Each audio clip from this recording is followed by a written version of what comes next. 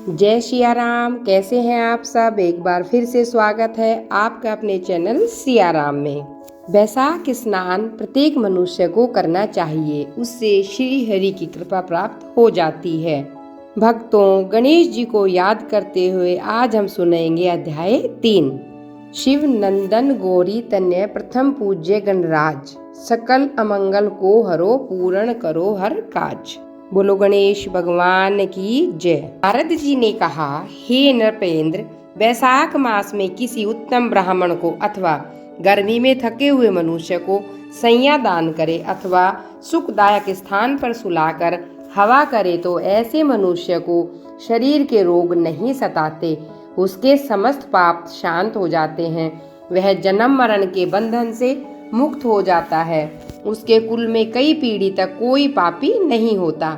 ऐसा मनुष्य 7 बार जन्म लेकर भी सदैव सुखी रहता है तथा अपने कुटुंब सहित मुक्ति पाता है। वैशाख मास में आसन, चटाई, कंबल आदि का दान करना अति उत्तम है। उस पर बैठने और सोने वाला सुख प्राप्त करता है तो उस पुण्य के फल से दान करने वाला भी अकाल मृत्यु से छूटकर दीर्घजीवी होता है तथा मुक्ति पाता है। जो मनुष्य गर्मी के कारण दुखी ब्राह्मण को पतले वस्त्र दान करता है वह चिरंजीवी होता है। कपूर शरीर की गर्मी शांत करने वाला है, अतः उसका दान करने से भी परम गति प्राप्त होती है। जो मनुष्य ब्राह्मण को फूल और कुकुम का दान करते हैं वे समस्त पृथ्वी के राजा बनते हैं। ऐसा मनुष्य पुत्र पोत्रों से युक्त हो अंत में मुक्ति पाता है। चंदन तथा हल्दी का दान त्वचा के दुख दूर करता है। गोराचर, कस्तूरी, खस, चंपा आदि दान करने वाले मनुष्य की देवता भी सराहना करते हैं और वह त्रिविध तपों से छूटकर मुक्ति पाते हैं। केतकी और मलिका दान करने वाला व्यक्ति विष्णु की आज्ञा से वैकुंठ लोक प्राप्त करता है। नारियल, सुपारी तथा अन्य सुगंधित पदार्थ दान करने वाला मनुष्य 7 जन्मों तक ब्राह्मण कुल में उत्पन्न होकर ज्ञानी बनता है। जो मनुष्य विश्राम गृह बनवाकर दान करता है उसके पुण्य का फल अकथनीय है। जो मनुष्य यात्रियों के विश्राम के लिए मार्ग में बाग लगवाता है, कुएं खुदवाता है तथा तालाब, झोपड़ी आदि बनवाता है वह अत्यंत धर्मात्मा होता है और उसकी संतानें भी उसी के समान धर्मात्मा होती है।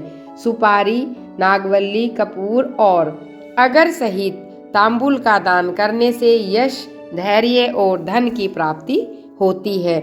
जो व्यक्ति शीतल पदार्थ जैसे नींबू का रस, मट्ठा तथा दही की लस्सी आदि ब्राह्मणों को दान करता है वह धनी और विद्वान होता है।